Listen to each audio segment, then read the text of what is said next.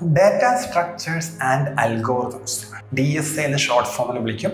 Data structures and algorithms എന്ന subject പഠിക്കുമ്പോൾ KTUവിൽ 2024 സ്കീമിൽ S3 KTUവിൽ 2024ലും 2019 സ്കീമിലും ഒക്കെ പഠിക്കാനുള്ള സബ്ജക്റ്റാണ് കമ്പ്യൂട്ടർ സയൻസ് ആൻഡ് എഞ്ചിനീയറിംഗിന് അല്ലെങ്കിൽ CS-ന്റെ തന്നെ മറ്റുള്ള ബ്രാഞ്ചസ് AIML ഉള്ള കുട്ടികൾക്ക് പഠിക്കാനുള്ള സബ്ജക്റ്റാണ് DSA, data structures and algorithms. എന്താണ് ഡാറ്റാ സ്ട്രക്ചേഴ്സ് എന്ന് പഠിക്കുന്നതിന് മുൻപായിട്ട് നമ്മൾ അറിഞ്ഞിരിക്കേണ്ടത് what is the difference between data types and data structure.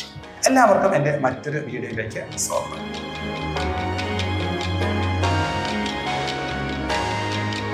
Data types and data structures, ഇതിന് ഡിഫറൻസ് എന്താണെന്ന് ചോദിച്ചാൽ ഇതിനങ്ങനെ കാര്യമായിട്ട് ഡിഫറൻസ് ഒന്നുമില്ല.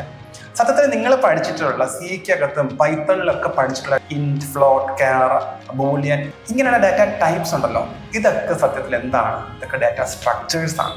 ഡാറ്റ സ്ട്രക്ചേഴ്സിന്റെ വളരെ ബേസിക് ആയിട്ടുള്ള പ്രിമിറ്റീവ് ആയിട്ട് വരുന്ന ടൈപ്സ് ആണ് നമ്മൾ ഡാറ്റ ടൈപ്സ് എന്ന് വിളിക്കുന്നത്. ഡാറ്റ സ്ട്രക്ചേഴ്സ് നമുക്ക് രണ്ടായിട്ട് ക്ലാസിഫൈ ചെയ്യാം: primitive data structure and non primitive data structures. Primitive data structures എന്ന കാറ്റഗറിയുടെ അണ്ടറിൽ വരുന്ന ആൾക്കാരെയാണ് നമ്മൾ ഡാറ്റ ടൈപ്സ് എന്ന് പഠിക്കുന്നത്. ഇൻറ്റും ഫ്ലോട്ടും ക്യാറും ഒക്കെ പ്രിമിറ്റീവ് ഡാറ്റ സ്ട്രക്ചേഴ്സിന്റെ അണ്ടറിൽ വരുന്നത്. നോൺ പ്രിമിറ്റീവ് ഡാറ്റ സ്ട്രക്ചേഴ്സിനെ ഫർദർ നമുക്ക് ക്ലാസിഫൈ ചെയ്യാൻ പറ്റും. അതിനകത്ത് linear data structure, non linear data structures, അങ്ങനെ രണ്ട് ക്ലാസിഫിക്കേഷൻസ് വീണ്ടും ഉണ്ട്. ലീനിയർ എന്ന് ഉദ്ദേശിക്കുന്നത് ആ ഒരു ഷേപ്പാണ്. ലീനിയർ ഷേപ്പ്, ട്രെയിനിന്റെ ഷേപ്പ് ഉണ്ടല്ലോ, അതുപോലെ ലീനിയർ ആയിട്ട് വരുന്ന ഷേപ്പാണ് ലീനിയർ ഡാറ്റ സ്ട്രക്ചേഴ്സ്. അറേസ് പഠിച്ചിട്ടുണ്ടല്ലോ, അറേസ് ആക്ച്വലി ലീനിയർ ഡാറ്റ സ്ട്രക്ചറിന്റെ എക്സാമ്പിൾ ആണ്. അറേസ് കൂടാതെ stack, queue, linked list, vectors, ഇങ്ങനെ കുറെ ആൾക്കാരുണ്ട് linear data structures underline. Non linear എന്ന് പറയുമ്പോൾ ഞാൻ ഈ പറഞ്ഞ linear shape, straight line shape അവിടെ ഇല്ല. നോൺ ലീനിയർ ആകുമ്പോൾ ആ ഒരു ലീനിയറിറ്റി ഇല്ല. അതിന്റെ എക്സാമ്പിൾസ് ആയിട്ട് വരുന്നതാണ് ട്രീ, ഗ്രാഫ്, ഹാഷ് ടേബിൾസ്. ഇതൊക്കെയാണ് നോൺ ലീനിയർ ഡാറ്റ സ്ട്രക്ചേഴ്സ്. വേറെ ഉണ്ട്, നിങ്ങൾക്ക് പഠിക്കാനില്ലെന്നുള്ളൂ. ലീനിയറിനകത്ത് വെക്ടേഴ്സ് ഉണ്ട്, അതും നിങ്ങൾക്ക് പഠിക്കാനില്ല. സോ നമുക്ക് പഠിക്കാനുള്ളത് ലീനിയറിനകത്ത് stack, queue, linked list. Non ലീനിയറിനകത്ത് ട്രീ, ഗ്രാഫ്, ഹാഷ് ടേബിൾസ്. ഇത്രയുമാണ് നമ്മുടെ ഡാറ്റ സ്ട്രക്ചറിന്റെ അണ്ടറിൽ മെയിൻലി പഠിക്കാനുള്ളത്. ഇത് കൂടാതെ ഡാറ്റ സ്ട്രക്ചർ എന്ന സബ്ജക്റ്റിന്റെ ഫസ്റ്റ് മൊഡ്യൂളിന്റെ ഫസ്റ്റ് ഹാഫിൽ മറ്റൊരു ടോപ്പിക്ക് പഠിക്കുന്നുണ്ട്, that is algorithm analysis and design. ഒരു അൽഗോറിതം അനലൈസ് ചെയ്യാൻ നമ്മൾ യൂസ് ചെയ്യുന്ന രണ്ട് ഫാക്ടേഴ്സ് ഉണ്ട്: time complexity and space complexity. അതിന്റെ ഡീറ്റെയിൽഡ് ആയിട്ടുള്ള കാര്യങ്ങൾ ഞാൻ അടുത്ത് വരുന്ന വീഡിയോസിൽ പറഞ്ഞുതരാം. ടൈം കോംപ്ലക്സിറ്റിയും സ്പേസ് കോംപ്ലക്സിറ്റിയും അത് എങ്ങനെ അനലൈസ് ചെയ്യുന്നു, അതിന്റെ ആപ്ലിക്കേഷൻ എന്താണെന്നുള്ളത് പിന്നീട് നോക്കാം. ഈ രണ്ട് കാര്യങ്ങളാണ് അവിടെ പഠിക്കേണ്ടത്. അൽഗോറിതം അനാലിസിസിനകത്ത് മെയിൻലി ഫോക്കസ് ചെയ്യുന്നത് ടൈം കോംപ്ലക്സിറ്റി, സ്പേസ് കോംപ്ലക്സിറ്റി ആണ്. അത് കഴിഞ്ഞിട്ട് ഫസ്റ്റ് മൊഡ്യൂളിലെ സെക്കൻഡ് പാർട്ടിലാണ് ഡാറ്റ സ്ട്രക്ചർ പഠിച്ചു തുടങ്ങുന്നത്. അവിടെയാണ് നമ്മൾ സ്റ്റാക്ക് ആദ്യം പഠിക്കുന്നു, ദെൻ ക്യൂ പഠിക്കുന്നു. അറേസ് ഓൾറെഡി പഠിച്ചിട്ടുള്ളത് കൊണ്ട് തന്നെ ഇവിടെ നമുക്ക് അറേസിന്റെ ആപ്ലിക്കേഷൻ കൂടെ പഠിച്ചാൽ മതിയാകും.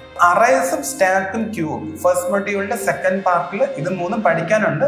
അറേസ് ഓൾറെഡി നമുക്ക് അറിയാം, സോ വലിയ ബുദ്ധിമുട്ടില്ലാതെ പഠിച്ചു പോകാം. സെക്കൻഡ് മൊഡ്യൂളിലേക്ക് കടക്കുമ്പോൾ അവിടെ വരുന്നത് ലിങ്ക്ഡ് ലിസ്റ്റ് ആണ്. എക്സാക്ട് കണ്ടു കഴിഞ്ഞാൽ ട്രെയിനിന്റെ ഷേപ്പിൽ ബോഗീസ് കണക്ട് ചെയ്തതുപോലെ ഒരു ഡാറ്റ സ്ട്രക്ചർ ആണ് ലിങ്ക്ഡ് ലിസ്റ്റ്. ലിങ്ക്ഡ് ലിസ്റ്റിൽ ഡിഫറെന്റ് ടൈപ്സ് ഉണ്ട്. അതിനകത്ത് ഏകദേശം ഒരു 16 അൽഗോറിതംസ് പഠിക്കാനുണ്ട്. ഈ സബ്ജക്റ്റിൽ ഏറ്റവും വലിയ പ്രശ്നം അതാണ് കേട്ടോ. ഓരോ ടോപ്പിക്സിലും കുറച്ച് അൽഗോറിതംസ് ഉണ്ടാവും. അറൌണ്ട് ഒരു 35 to 40 അൽഗോറിതംസ് പഠിക്കാനുണ്ട്. ലിങ്ക്ഡ് ലിസ്റ്റിനകത്ത് തന്നെ 8 + 8 16 അൽഗോറിതംസ് പഠിക്കാനുണ്ട്. സ്റ്റാക്കിനകത്ത് 4 അൽഗോറിതംസ്, ക്യൂവിനകത്ത് 4 അൽഗോറിതംസ്. സോ 24 അൽഗോറിതംസ് ഓൾറെഡി ആയിട്ടുണ്ട്. സെക്കൻഡ് മൊഡ്യൂളിൽ ലിങ്ക്ഡ് ലിസ്റ്റിന് ശേഷം നെക്സ്റ്റ് പഠിക്കുന്നതാണ് മെമ്മറി മാനേജ്മെന്റ്. മെമ്മറി നമുക്ക് എങ്ങനെ മാനേജ് ചെയ്യാം എന്നുള്ളത്, അവിടെ ഒരു മെമ്മറി മാനേജ്മെന്റ് സ്കീം പഠിക്കും. ഫസ്റ്റ് ഫിറ്റ്, ബെസ്റ്റ് ഫിറ്റ്, അതൊരു ഈസി ടോപ്പിക്കാണ്. അത് നമുക്ക് വഴിയെ പഠിക്കും. 2 ഷോർട്ട് ക്വസ്റ്റ്യൻ അതോടൊപ്പം പഠിക്കുന്നതാണ് ഗാർബേജ് കളക്ഷൻ, കോമ്പാക്ഷൻ.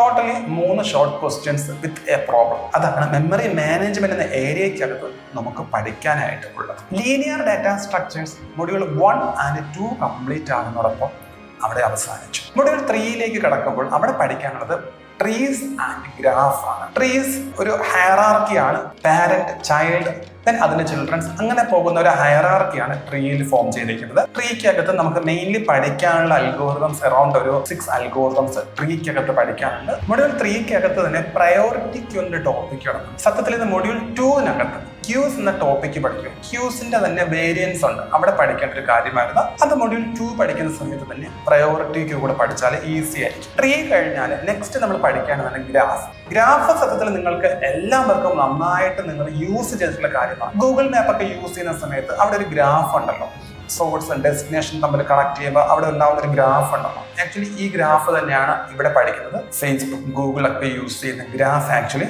നമ്മൾ പഠിക്കുന്ന ഡാറ്റ സ്ട്രക്ചർ ഗ്രാഫിന്റെ ആപ്ലിക്കേഷനാണ്. ഗ്രാഫിനകത്ത് മെയിൻലി പഠിക്കാനുള്ളത് ഗ്രാഫ് ട്രാവേഴ്സിലാണ്. അവിടെ BFS, DFS 2 അൽഗോരിതമാണ് മെയിൻലി പഠിക്കാനുള്ളത്.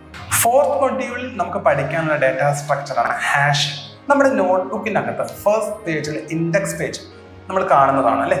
ഈ ഇൻഡെക്സ് പേജിന്റെ ഒരു സ്ട്രക്ചർ ടേബിളാർ ഫോർമാറ്റ് ആണല്ലോ. Serial number, particular page number, ഇങ്ങനെ ഒരു ടേബിളാർ ഫോർമാറ്റിലാണല്ലോ കാണുന്നത്. ആക്ച്വലി ഇതിന് സിമിലർ ആയിട്ട് വരുന്നൊരു ഡാറ്റ സ്ട്രക്ചറാണ് ഹാഷ് ടേബിൾസ്. ഹാഷിംഗ് ടെക്നിക്സ് ആണ് അവിടെ അപ്ലൈ ചെയ്യുന്നത്. നമ്മുടെയൊക്കെ കമ്പ്യൂട്ടറിനകത്തും ലാപ്ടോപ്പിനകത്തൊക്കെ ഇന്റേണലി സപ്പോർട്ട് ചെയ്യുന്ന കുറേ സോഫ്റ്റ്വെയർസ് ഉണ്ട്.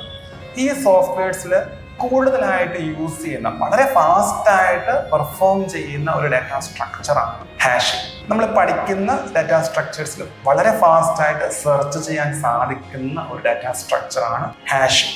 സോ കൂടുതലായിട്ട് സിസ്റ്റം സോഫ്റ്റ്വെയർസിൽ യൂസ് ചെയ്യുന്നത് ഹാഷിംഗ് ആണ്, ഹാഷ് ടേബിൾസ് ആണ് അപ്ലൈ ചെയ്തിട്ടുള്ളത്. 4th മൊഡ്യൂളിൽ ഹാഷിംഗ് കൂടാതെ 2 ടോപ്പിക്സ് അഡീഷണൽ ആയിട്ട് പഠിക്കുന്നുണ്ട്, സെർച്ചിങ് ആൻഡ് സോർട്ടിങ്. സെർച്ചിങ്ങിനകത്ത് 2 അൽഗോരിതം പഠിക്കാനുണ്ട്, linear search and binary search. എനിക്ക് തോന്നുന്നു ഓൾറെഡി നിങ്ങൾ പഠിച്ചിട്ടുണ്ടാവും. ലീനിയർ സെർച്ചും ബൈനറി സെർച്ചും ഓൾറെഡി പഠിച്ചിട്ടുണ്ടാകാൻ ചാൻസ്.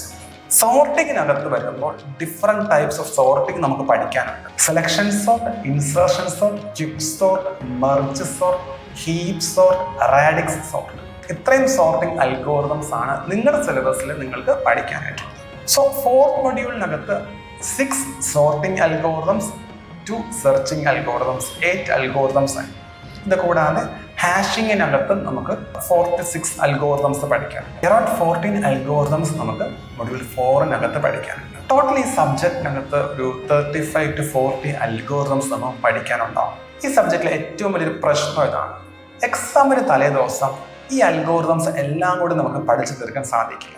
സോ ഈ സബ്ജക്റ്റ് പഠിച്ചു തുടങ്ങും, കുറേശ്ശെ അൽഗോരിതംസ് പഠിച്ചു പോവുക. എക്സാമിന് 2-3 ദിവസം മുന്നേ ഇരുന്നിട്ട് ഈ അൽഗോരിതംസ് പഠിച്ചു തീർക്കാൻ പ്രാക്ടിക്കലി കുറച്ച് ബുദ്ധിമുട്ടാണ്.